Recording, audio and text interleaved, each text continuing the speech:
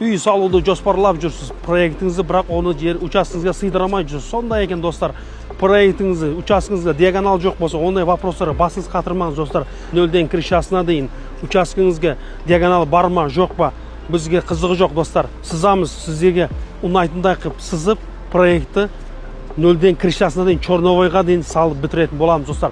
Кандай түрдө үйдү салууну жоспарлап отурсуз? Кайтекский, французский, ташкентский, казахи комментарияда өз пикирлеріңізді қалдырыңыз достар. Ассаламу алейкум ва рахматуллахи ва баракату. Сайрам районының халқы, xabaringlar бар. Kecha mangatimizda internat ishlari boshlanib ketgan salinishi.